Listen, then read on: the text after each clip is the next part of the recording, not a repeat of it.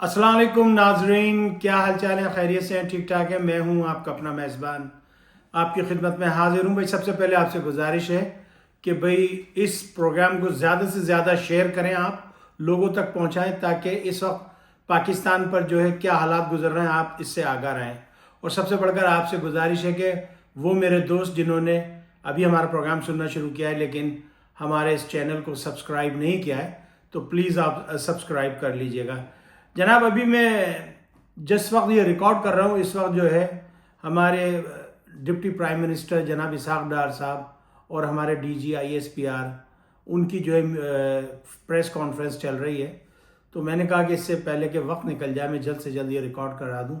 बाकी कुछ डिटेल्स आपको मैं बात बताऊँगा। असल में आज मेरे मौज़ूआत कुछ और थे लेकिन कुछ ये मौजू भी मैं शामिल कर लूँगा। सबसे पहले मैं ये करता हूँ कि भाई मैं अभी अभी जो हमारे पास इत्तलात आ रही हैं ARY डिजिटल, इसके अलावा बोल न्यूज़ और बहुत सौ ने ख़बर दी है जिसको हम यहाँ पर फॉलो कर रहे हैं कि भाई हिंदुस्तान के अंदर जो है वो मुसलमानों के कत्लेआम का प्रोग्राम बना लिया गया है और इस वक्त जो है आगरे में कत्लेआम किया जा रहा है।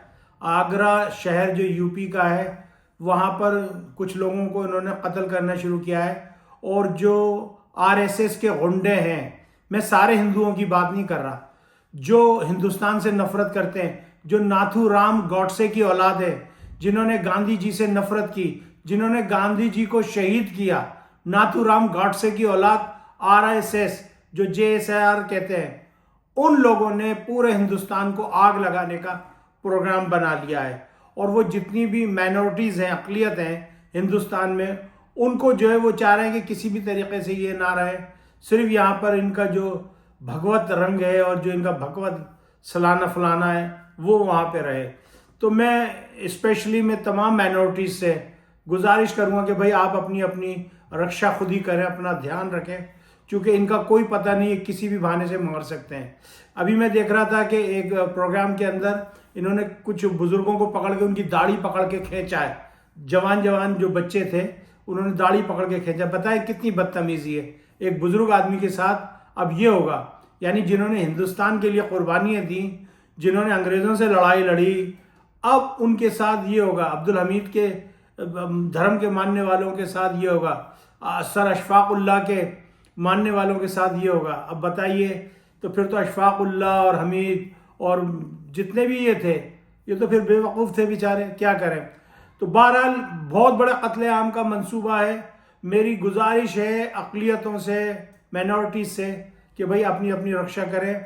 और स्पेशली मैं मुसलमानों से कहना चाहूँगा कि आपके पास जो भी दिफा का, जो भी अपनी प्रोटेक्शन के लिए आपके पास चीज़ है उसको आप रेडी रखें, तैयार रखें। चाहे घर में एक कुछ भी हो, आप अपने आप को तैयार रखें, क्योंकि ये आपके घरों पे हल्ला बोलेंगे और ये आपको कत्लेआम करेंगे। ये आप भूल लें मुसलमानों, ये आप मेरी बात से लिख लें, ये आपके ऊपर अटैक करेंगे, ये RSS वाले। मैं सारे हिंदुओं की बात नहीं कर रहा, बड़े अच्छे अच्छे हिंदू हैं, बड़े पढ़े लिखे काबिल लोग हैं जिनको मैं सलूट पेश करता हूँ, बहुत अच्छे हैं। जैसे कि कांग्रेसी हिंदू थे, जैसे कि लिबरल जो लोग थे, वो अभी भी बड़े अच्छे लोग हैं बेचारे। लेकिन ये जो ये आए ना नाथूराम गॉडसे की औलाद, जब से ये BJP आई है, भारतीय जनता पार्टी, इसने हिंदुस्तान का बेड़ा गर्क कर दिया। कहते ये हैं कि हमने अपने हिंदुस्तान को आगे पहुंचा दिया, लेकिन असल हकीकत यह कि हिंदुस्तान को ये पीछे ले आए। दूसरी बात यह कि बेचारे सिखों को क्या मिला जब 1947 में बंटवारा हो रहा था, तो भाई पूछा गया कि भाई आप किसके साथ जाएंगे, तो उस वक्त जो तारा सिंह थे उन्होंने कहा जी हम तो भारत के साथ जाएंगे। आज आप देख लें कि भारत के साथ जाने का क्या नुकसान हुआ सिखों को। अगर कम से कम उस जमाने में जब जिन्ना कह रहा था, जिन्ना ये कह रहे थे कि भाई आप हमारे साथ रहे, हम पंजाब का निज़ाम आपको देंगे, चीफ मिनिस्टर आपका ही होगा, जब भी होगा सब कुछ आपका होगा।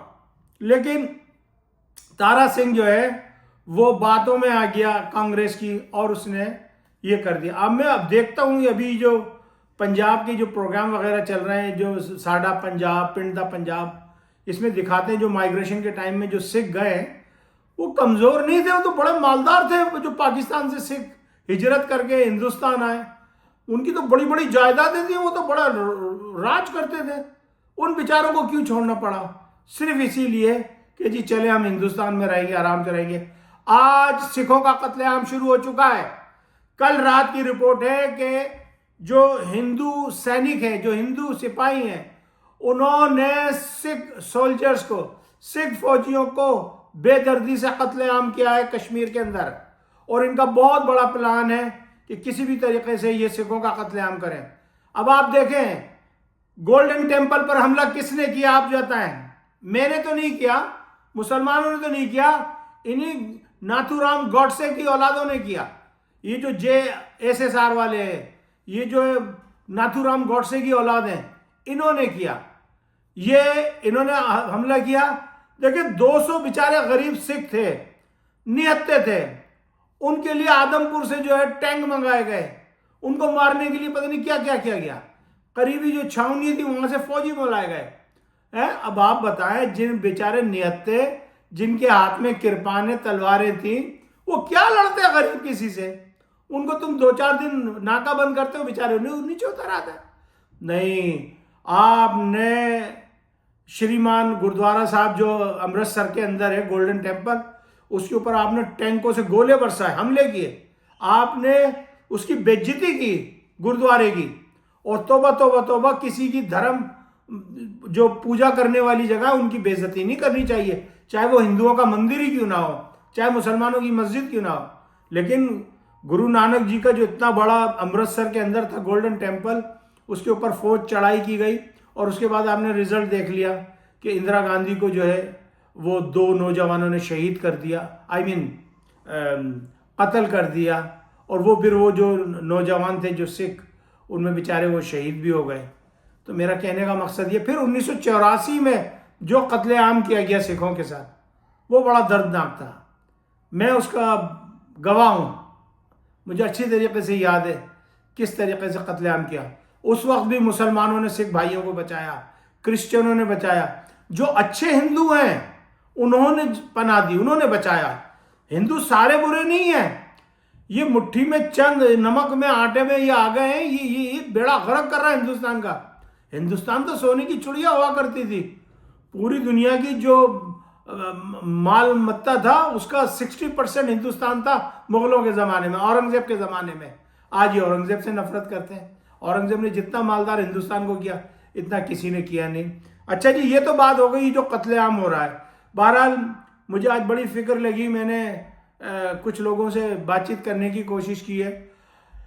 कल आप देखें कि अलीगढ़ के अंदर एक बच्चे को पकड़ा इन्होंने, 9वीं जमात का तालिब इल्म था, 9th क्लास का स्टूडेंट था। उससे कहा तेरा नाम क्या है? उन्होंने बोला मेरा नाम ये है, मेरे बाप का नाम ये है। कहने लगे बोलो जय श्री राम। और उसको बोल पाकिस्तान का झंडा लाए, कहने लगे पाकिस्तान के झंडे पे पेशाब करो, पाकिस्तान मुर्दाबाद बोलो। बताओ, ये तो तुम्हारी खसलत है। हमने तो कभी भी किसी हिंदू को पाकिस्तान में नहीं बोला कि अबे ओए बोल हिंदुस्तान जो है मुर्दाबाद, हमने तो नहीं बोला। जिसकी मर्जी बोले बोले, ना बोले ना बोले। लेकिन बहरहाल हिंदुस्तान में मुसलमानों के साथ बड़ा जुल्म हो रहा है। और आप देखें हिंदुस्तानी फौज के अंदर मोर देन 8% जो है सिख आर्मी है। पूरी हिंदुस्तान की आर्मी का जो मोर देन 8% है। और मुसलमान जो के 35-40 करोड़ मुसलमान हैं हिंदुस्तान में, अकॉर्डिंग टू अनऑफिशियल मरदमशुमारी के मुताबिक उन्होंने 25-30 करोड़ बताया। उनके जो है 3% है। ये कहते हैं जी मुसलमान जो है गद्दारी कर देंगे। वो मुसलमान अगर गद्दार होते तो कब के पाकिस्तान आ जाते। मुसलमान गद्दार नहीं है, मुसलमान बड़ी मोहब्बत करता है। तुमने मुसलमानों को देखा ही कब है? हमारे अपने रिश्तेदार हमसे आर्ग्यूमेंट करते हैं हिंदुस्तान के लिए, हमारे अपने ब्लड हमसे आर्ग्यूमेंट करता है। लेकिन बात ये भाई, तुम मुसलमानों के साथ बड़ा जुल्म कर रहे हो, सिखों के साथ जुल्म कर रहे हो, क्रिश्चियनों के साथ जुल्म कर रहे हो। अब कल रात से जो है लाइन ऑफ कंट्रोल पे जो है फायरिंग जारी है। आप मारने की कोशिश कर रहे हैं, आप कोशिश कर रहे हैं किसी तरीके से रास्ता मिल जाए। मोदी ने ये कर दिया, मोदी ने वो कर दिया। अभी मैं प्रेस कॉन्फ्रेंस देख रहा था, आपके तमाम चिट्ठा खोला जा रहा था, कल ही खोली जा रही थी। कैसे आपने हिंदुस्तान में मुसलमानों को मारा, कैसे आपने कश्मीरी मुसलमानों को मारा, कैसे आपने उन सिखों को मारा आज से 25 साल पहले। आपका Sikh journal, retired Sikh journal, वो गवाही दे रहे हैं। फिर जो उस वक्त गवर्नर था कश्मीर के अंदर, वो गवाही दे रहा है कि बीजेपी ने अपने वोट के लिए किया। तो जब से ये बीजेपी की हुकूमत आई है, जब भी इलेक्शन आते हैं तभी मामला हो जाते हैं। मेरे भाइयों, मेरे पढ़े लिखे हिंदू भाइयों, सोचो, ये तुम्हारी अकल के ऊपर गोबर डालना है, क्योंकि इनकी अकल पे तो पड़ गया गोबर। ये गोबर खा रहा है और गोबर या तुम्हारे ऊपर डालने की कोशिश कर रहा है। तो भाई वो बता रहे थे कि जी ऐसे ऐसे हुआ। फिर इन्होंने कल एक पाकिस्तान में पकड़ा है, उसका भी दिखाया। फिर किस तरीके से ये वहां पे टीटीपी को हेल्प कर रहे हैं, किस तरीके से बलोचिस्तान को कर रहे हैं। मोदी कहता है कि जी बलोची मेरे से वो मांग रहे हैं। बताएं, एक प्राइम मिनिस्टर को ये बात कहनी चाहिए? अबे भाई, हमसे बहुत से सिख मांगते हैं मदद, हमसे बहुत से ईसाई मांगते हैं, हत्ता के शूदर तक हमें कहते हैं, लेकिन हम तो कभी आके नहीं कहते मुंह पर भाई हाँ ये तुमने शूदरों के साथ क्या किया है। बेचारे, मैं कहूंगा शूदर भाइयों से कि अगर आप आर्मी में हो, आप ना लड़ो पाकिस्तान से, हम तुम्हारी जमानत देते हैं, इंशाअल्लाह ताला तुम्हें कुछ होने वाला नहीं है। तुम मेजोरिटी में इनसे ज्यादा हो ब्राह्मणों से, ये ब्राह्मण तो थोड़े से हैं, आप क्या करोगे? ये थोड़े से हैं। अगर आप खाली पेशाब ही करोगे तो ये ब्राह्मण बह जाएंगे, इतने हो आप। अच्छा जी, फिर दूसरी तरफ उधर बांग्लादेश के अंदर जो है, जो इनका बॉर्डर सिक्योरिटी बॉर्डर फोर्सेस है, वो घुस आए थे बांग्लादेश के अंदर। मेरे बंगाली भाइयों ने ऐसा उनका तमाशा निकाला, ऐसा कचूमर निकाला, याद रखेंगे। वहां पर बांग्लादेश ने जो है, जो इनकी चिकन नेक है, वहां पर कुछ काम दिखाया है। अब जो भी काम दिखाया आपको पता ही है। उधर से चाइना ने जो है अपनी फौजें बढ़ाना शुरू कर दी हैं, अल्हम्दुलिल्लाह। ये आपको बता नहीं रहे हैं, इन्होंने पाकिस्तानी मीडिया पे पाबंदी लगा दी है, पाकिस्तानी यूट्यूब चैनल पे पाबंदी लगा दी है। लेकिन जो भी मेरा हिंदुस्तानी भाई सुन रहा है, मैं उससे गुजारिश करूंगा इस मैसेज को फैलाएं। चाइना ने फौजें डिप्लॉय करना शुरू कर दी हैं आपके बॉर्डर पे, लद्दाख वाले पे। जरा होश के नाखून लें, इस एक गोदी मोदी की वजह से हिंदुस्तान कितने नुकसान में आ रहा है। और फिर एक बात और मैं कह दूं कि भाई, मरता क्या ना करता, जब तुम पाकिस्तान को मारने की कोशिश करोगे तो वो पुतिन ने एक बात कही थी कि जब दुनिया के नक्शे पे रूस नहीं होगा तो फिर इस दुनिया का कोई फायदा नहीं रहने का। जहां रूस नहीं वहां कोई दुनिया नहीं। तो भाई बात यह है, जहां पाकिस्तान नहीं वहां हिंदुस्तान भी नहीं, सीधी सी बात है जी। हम कराची को जो ब्लॉक कर देंगे, ब्लॉकेट कर देंगे। आए तो सही, फिर बताते हैं किस बाह बिकती है पाजी, आके तो देखो तुसी, पता लग जाएगा उन्होंने। फिर दूसरी बात यह कि जी हम जाके सियालकोट पे हमला कर देंगे, हम जाके लाहौर पे हमला कर देंगे। ओ भाई आओ तो सही, हमारे यहाँ तो पैनिक नहीं है, आपने अपनी कौम में पैनिक फैलाई हुई है। हमारे यहाँ तो सब काम नॉर्मल चल रहा है। हमारा कमेला कट रहा है और कमेले में जानवर ज़िबा हो रहा है हमारे यहाँ, अल्लाह का शुक्र है। तो हमारा तो कमेला चल रहा है। आप कौन सा कमेला बंद हुआ बताएं हमारा आएगा? एक कमेला बता दें। मैं जो कमेले में काम करते हैं उनसे पूछना चाहता हूं, आप बता दें एक कमेला बंद हुआ हमारा? कोई सियालकोट का कमेला बंद हुआ हो, लाहौर का बंद हुआ हो, कराची का बंद हुआ हो, पिंडी का बंद हुआ हो, हमारा सुबह सरहद में बंद हुए हो, गिलगित बल्तिस्तान में हमारा कमेला बंद हुआ हो? हमारे कमेले, बल्कि हमने तो और कमेले खोल दिए अल्हम्दुलिल्लाह। अब कमेलों में जो जानवर आते जाएंगे, ज़िबा करते जाएंगे, खाते जाएंगे, अल्हम्दुलिल्लाह। हमारा तो काम ही यही है। बात समझने की होती है, बात इशारों कनाइयों में समझाई जाती है, अल्हम्दुलिल्लाह। आप बहुत अच्छे लोग हैं। मैं अपने हिंदू भाइयों से कहूँगा कि भाई देखो, लड़ने में कोई फायदा नहीं। इस लड़ाई के पीछे 1947 में आपने इतना बड़ा ज़मीन का टुकड़ा खो दिया जिसका नाम पाकिस्तान और बांग्लादेश है आज, और आज भी पंगे ले रहे हो। भाई ऐसा नहीं होगा, अब बहुत बिगड़ चुकी है बात, गल वध गई है वे मुख्तियारा, गल हुण वध गई है। बात यह है कि देखें हमारे यहाँ क्या अकीदा है मुसलमानों के यहाँ कि मरेंगे तो शहीद, अगर जंग में गए, जिहाद में गए तो शहीद मर गए, और अगर बच गए तो गाजी। अच्छा, हमारे यहाँ सिर्फ जन्म ही एक होता, आपके यहाँ तो 7-7 जन्म है। तो मैं ये कह रहा हूँ कि अच्छा है कि आप लोग, मैं JSSR वालों की बात कर रहा हूँ, मैं जो हिंदुत्व की जो बात कर रहा है ना ये बीजेपी वाले, मैं उनकी बात कर रहा हूँ, मैं आम हिंदू की बात नहीं कर रहा। कि भाई आपके धर्म में तो ये कि 7वां जन्म होगा तो आए आप खुद ही आके खुदकुशी करके मर जाए, तो ये कि आपका फिर जन्म हो जाएगा। हो सकता है आप कुत्ता बन जाएं, बिल्ली बन जाएं, सुअर बन जाएं, लोमड़ बन जाएं, आप कुछ भी बन जाएं। सही है, इंसान तो आप बन नहीं सकते। मैं JSSR यानी RSS की बात कर रहा हूं।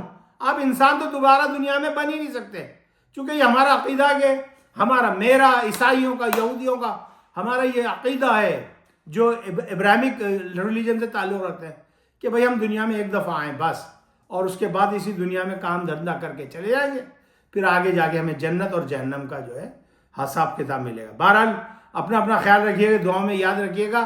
हाथ जोड़ के मैं दरख्वास्त कर रहा हूं अपने हिंदू भाइयों से, स्पेशली लिबरल लोगों से जो इनके साथ नहीं है, हिंदुत्व के साथ नहीं है, जो RSS के साथ नहीं है, जो नाथूराम गॉडसे की औलादों में से नहीं है, जो नाथूराम गॉडसे को नहीं चाहते, जो गांधी के कातिलों में से नहीं है, कि खुदारा होश के नाखून लें और अपनी गवर्नमेंट को जो है समझाने की कोशिश करें।